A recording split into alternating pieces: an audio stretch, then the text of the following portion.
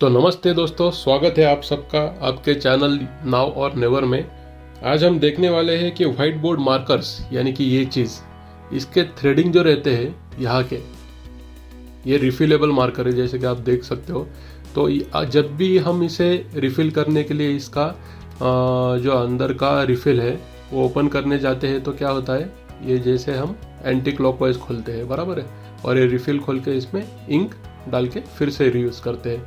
तो आज का हमारा टॉपिक यही है कि ये जो थ्रेडिंग रहता है, यहाँ पे देख सकते हो आप, ये एंटी क्लॉकवाइज क्यों रहता है। जैसे कि आप देख सकते हो मैं अभी ये एंटी क्लॉकवाइज घुमा रहा हूँ, यह हमेशा एंटी क्लॉकवाइज ही क्यों रहता है। तो इसके लिए मैंने दो चीज़ें ली है। एक है ये व्हाइट बोर्ड मार्कर, ठीक है, जो कि रिफिलेबल है, और दूसरा लिया है ये एक पेन लिया है जो कि थ्रेडिंग वाला पेन है। इसका जो थ्रेडिंग है ये क्लॉकवाइज थ्रेडिंग है। तो आपको समझाने के लिए मैं एक एंटी क्लॉकवाइज का मार्कर लिया है और एक क्लॉकवाइज का पेन लिया है, क्योंकि मैं आपको बेहतर तरीके से समझा सकूं। तो शुरू करते हैं दोस्तों होता क्या है, सबसे पहले मैं आपको क्लॉकवाइज का समझा देता हूँ। अभी आप देख सकते हो ये एक क्लॉकवाइज थ्रेडिंग वाला पेन है। तो हम इसे अभी खोलते हैं। खोलने पर हम देखते हैं कि ये कैसे ऑपरेट होता है। अभी मैं इसे आपको बेहतर तरीके से समझे इसलिए खड़ा पकड़ता हूँ। जैसे हम इसे खोलते हैं आप देख सकते हो इसका जो थ्रेडिंग है, फिर से दिखाता हूँ, इसका जो थ्रेडिंग है ये हम क्लॉकवाइज डायरेक्शन में घुमा रहे हैं, ठीक है। तो मैं ये क्यों आपको डिटेल में बता रहा हूँ, क्योंकि इसका मैकेनिज्म अगर आपको समझ गया तो आपको टॉपिक समझने में आसानी रहेगी। अभी जो क्लॉकवाइज थ्रेडिंग वाला पेन रहता है उसको जो ये पार्ट जो है ये इसको हम लोग लोअर बॉडी बोल देते हैं थोड़ी देर के लिए, और इसको अपर बॉडी बोल देते हैं, ठीक है। तो जो लोअर बॉडी रहता है उसके ऊपर थ्रेडिंग रहती है, और जिसमें बैठने वाला होता है ये लोअर बॉडी, उसके अंदर थ्रेडिंग होती है। जैसे कि आप देख सकते हो यहाँ पर अंदर, ठीक है। यानी कि जो भी क्लॉकवाइज थ्रेडिंग वाली चीज़ें रहेंगी या फिर पेन रहेंगे, उसके लोअर बॉडी के बाहर थ्रेडिंग रहेगी, और जिस पर भी वो बैठने वाला है यानी अपर बॉडी है उसके अंदर थ्रेडिंग रहेंगी। ये चीज़ आप याद रखो, क्योंकि ये चीज़ है जो है वो ये समझाने के टाइम पे आपको रिकलेक्ट करनी पड़ेंगी, ठीक है। तो अभी फ़िलहाल के लिए मैं ये यहाँ पर रख देता हूँ। ये है अपना क्लॉकवाइज थ्रेडिंग वाला पेन, ठीक है। अभी हम लोग अपने मेन टॉपिक पे आते हैं जो कि है मार्कर। ये है अपना रिफिलेबल मार्कर, ओके। अभी हम इसे खोल के देखते हैं। ये देखिए, ये मैं एंटी क्लॉकवाइज डायरेक्शन में घुमा रहा हूँ। तो जो मैकेनिज्म में आपको पेन के किस्से में सुनाया था वो अभी आप यहाँ पे रिकलेक्ट करके देखो। ये रिफिल बाहर निकल के आ गई इसकी। अभी ये क्या हो गया, अपर बॉडी हो गया, और ये क्या हो गया, लोअर बॉडी हो गया। तो ये रिफिल में ऐसे ही रहने देता हूँ, निकालता नहीं हूँ उसमें से। अगर आप देख सकते हो इसमें, तो इसमें जो है यहाँ पर अंदर की तरफ, एक मिनट में रिफिल निकाल ही देता हूँ तो आपको ठीक से समझ में आ जाएगा। ये रिफिल मैंने इसकी निकाल दी है। तो जैसे कि आप देख सकते हो यहाँ पर अंदर, इसकी अंदर की तरफ थ्रेडिंग है।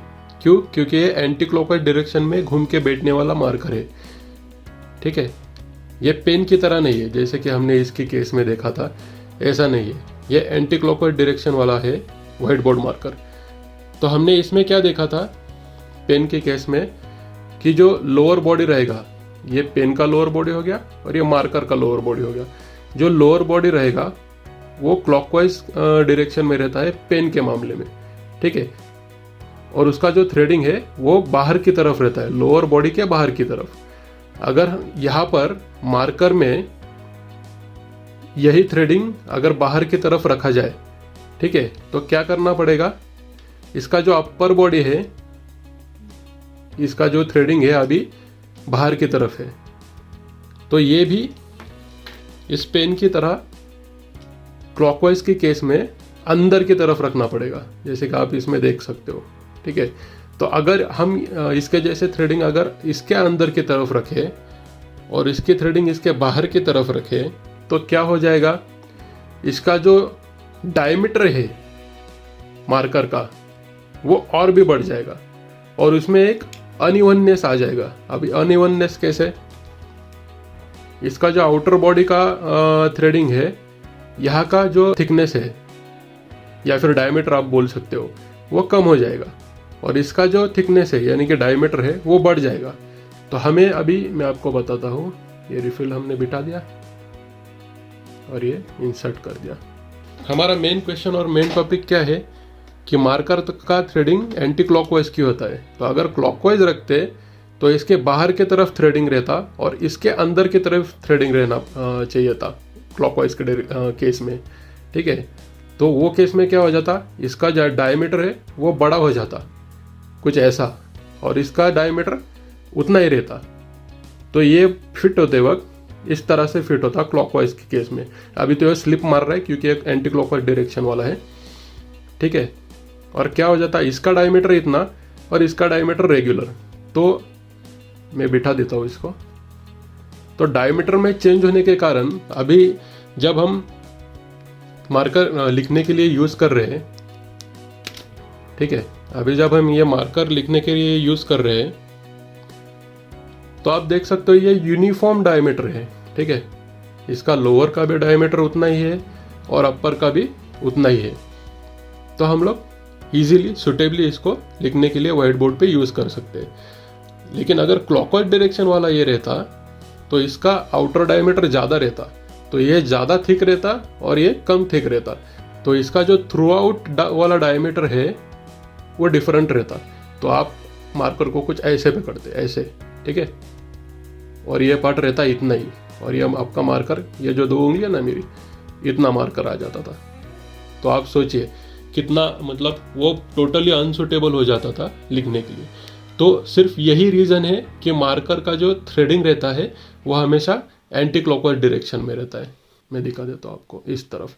अभी आप बोलोगे कि प्रॉब्लम क्या है, जैसे इसका क्लॉकवाइज है उसका भी के जैसा ही इसका भी रख सकते हैं। लेकिन प्रॉब्लम ये रहता है दोस्तों, इसका डायमीटर जो रहता है ना वो हमें हमेशा इतना ही, जितना आपको दिख रहा है उतना रखना पड़ता है। क्यों, वो चीज़ इसके ऊपर डिपेंड रहता है, रिफिल के ऊपर।